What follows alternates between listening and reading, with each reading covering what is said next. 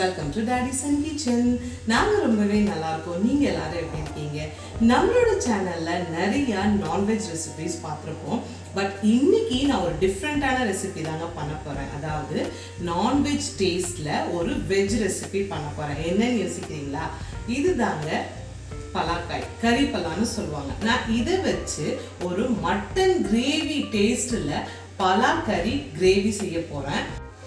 இந்த ரெசிபி வீடியோவை ஸ்கிப் பண்ணாமல் ஃபுல்லாக பாருங்கள். மறக்காமல் உங்களோட ஃப்ரெண்ட்ஸுக்கு ஷேர் பண்ணுங்கள். அதே மாதிரி நம்மளோட சேனலை இன்னும் சப்ஸ்கிரைப் பண்ணாதவங்க மறக்காமல் சப்ஸ்கிரைப் பண்ணிடுங்க.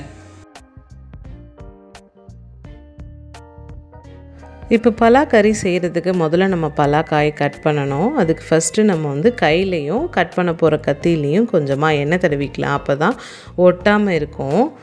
பலாக்காயை கட் பண்ணிவிட்டு மேலே உள்ள தோலை நம்ம சீவி எடுத்துடணும்.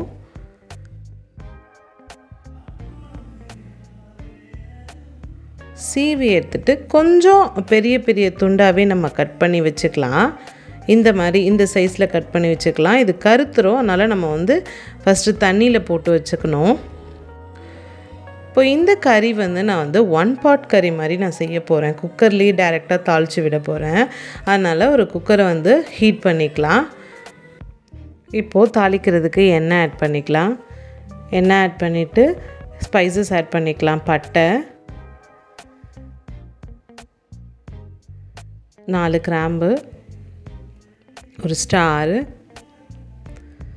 அதுக்கப்புறம் ஏலக்காய், கொஞ்சமாக ஜாதிபத்திரி, அதுக்கப்புறம் ஒரு பிரிஞ்சி இலை, இது எல்லாமே போட்டுக்கலாம். அதுக்கப்புறம் 2 பெரிய வெங்காயம் சின்ன சின்னதாக கட் பண்ணி வச்சுருக்கேன், அதை ஆட் பண்ணிக்கலாம். இது கூடவே ஒரு பச்சை மிளகா கீறி வச்சுருக்கேன், அதுக்கப்புறம் கருவேப்பிலை, இது எல்லாத்தையும் போட்டு நல்லா வதக்கிக்கலாம். வெங்காயம் நல்லா கோல்டன் ப்ரௌன் ஆகிற வரைக்கும் நல்லா வதக்கி விடுங்க.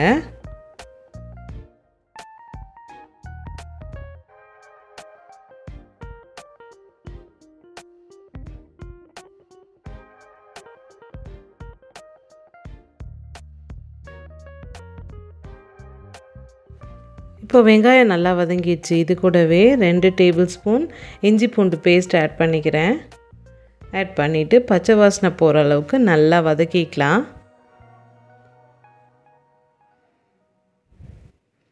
இப்போ இதில் 2 தக்காளி கட் பண்ணி வச்சுருக்கேன், அதையும் ஆட் பண்ணிக்கலாம்.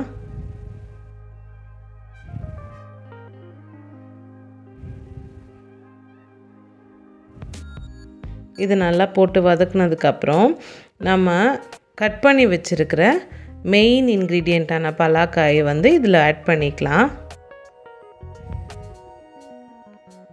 ஆட் பண்ணி இதோடவே சேர்த்து நல்லா வதக்கி விடலாம். இதில் கொஞ்சம் மஞ்சத்தூள் ஆட் பண்ணிக்கோங்க. அதுக்கப்புறம் கொஞ்சமாக உப்பு ஆட் பண்ணிக்கோங்க. ஆட் பண்ணிவிட்டு சேர்த்து எல்லாத்தையும் நல்லா வதக்கி விட்டுக்கலாம்.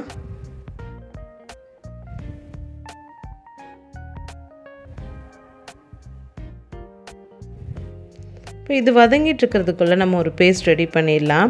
அதுக்கு கொஞ்சமாக தேங்காய், 1 டீஸ்பூன் சோம்பு, 1 டீஸ்பூன் மிளகு, 1/2 டீஸ்பூன் ஜீரகம், 1 கொத்து கருவேப்பிலை, இது எல்லாத்தையும் சேர்த்து நம்ம அரைச்சிட்டு வந்துடலாம். அதுக்குள்ளே நல்லாவே வதங்கிடுச்சு பாருங்கள். இப்போது இதுக்கு தேவையான மசாலாலாம் ஆட் பண்ணிக்கலாம். 1 டேபிள் ஸ்பூன் மிளகாய்த்தூள், 1 டேபிள் ஸ்பூன் மல்லித்தூள். காரம் உங்களோட விஷுக்கு தகுந்த மாதிரி நீங்கள் கூடவோ குறைச்சோ போட்டுக்கோங்க. இதை போட்டு நல்லா வதக்கி விட்டுருங்க.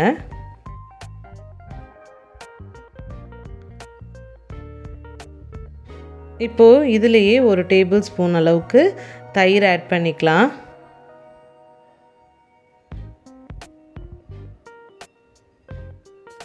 இதையும் சேர்த்து நல்லா வதக்குனதுக்கப்புறம் நம்ம அரைச்சி வச்சுருக்க தேங்காய் பேஸ்ட்டை இதில் ஆட் பண்ணிடலாம்.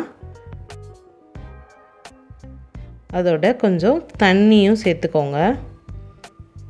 தண்ணியும் சேர்த்துட்டு நல்லா மிக்ஸ் பண்ணிவிடுங்க.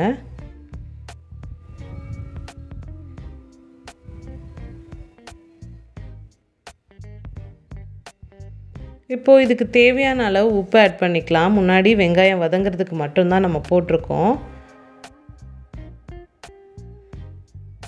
இந்த காய் கொஞ்சம் வேகிறதுக்கு தகுந்த மாதிரி நம்ம தண்ணி ஊற்றிக்கணும். இப்போது இதுக்கு சேர்க்க வேண்டிய எல்லா இன்க்ரீடியண்ட்டும் நம்ம ஆட் பண்ணிட்டோம்.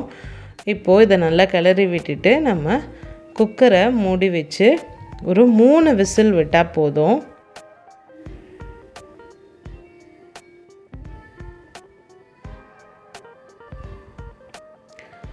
இப்போது குக்கர் விசில் போயிடுச்சு நல்லா. இப்போ ஓப்பன் பண்ணி பார்க்கலாம். இப்போ ஓப்பன் பண்ணும் போதே அப்படியே மட்டன் வேக வைக்கும் போது ஒரு ஸ்மெல் வரும்ல, அந்த மாதிரி இருக்குது. இப்போ கிளறி பாருங்கள் மசாலா கரெக்டாக வந்திருக்கு. தண்ணி ரொம்பவும் இல்லை. இப்போ இது நல்லா வெந்துருச்சு பாருங்கள். நான் கட் பண்ணி பார்த்தேன், நல்லா வெந்துருச்சு. இப்போ பாருங்கள், அது வந்து பார்த்திங்கன்னா மட்டன் எப்படி ஒரு மாதிரி லேயராக வரும் அதே மாதிரியே இருக்குங்க இதுவும். இப்போ இதுக்கு வந்து ஒரு சின்ன தாளிப்பு மாதிரி பண்ணி ஊற்றிக்கலாம். கொஞ்சமாக 1 டீஸ்பூன் எண்ணெய் விட்டுக்கலாம். இதில் ஒரு கொத்து கருவேப்பிலை,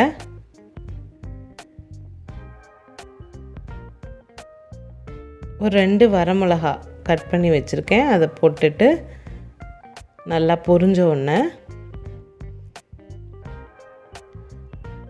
நம்மளோட பலாக்கறி கிரேவியில் நம்ம அதில் ஊற்றிடலாம்.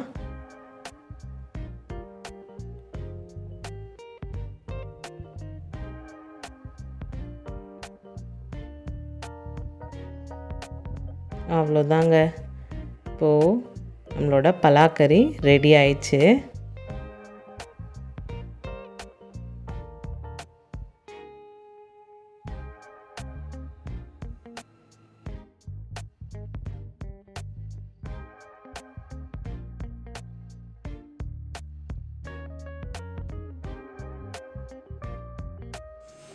அவ்வளோதாங்க, நம்மளோட பலாக்கறி கிரேவி செம்மையாக ரெடி ஆயிடுச்சு. அப்படியே பார்த்தீங்கன்னா குக்கர் விசில் வரும்போது மட்டன் வேகும் போது என்ன ஸ்மெல் வருமோ அதே மாதிரி நல்ல டேஸ்டாகவும் வந்திருக்குதுங்க. கண்டிப்பாக இதை எல்லாரும் உங்கள் வீட்டில் ட்ரை பண்ணுங்கள். ட்ரை பண்ணிவிட்டு எப்படி இருக்குன்னு எங்களுக்கு கமெண்ட் பண்ணுங்கள். எங்களோட டாடிசன் கிச்சன் சேனலுக்கு லைக் பண்ணுங்கள், ஷேர் பண்ணுங்கள், கமெண்ட் பண்ணுங்கள். மறக்காமல் சப்ஸ்கிரைப் பண்ணுங்கள். பக்கத்தில் இருக்க பெல் ஐகானை கிளிக் பண்ணுங்கள். தேங்க்யூ ஃபார் வாட்சிங். Bye bye.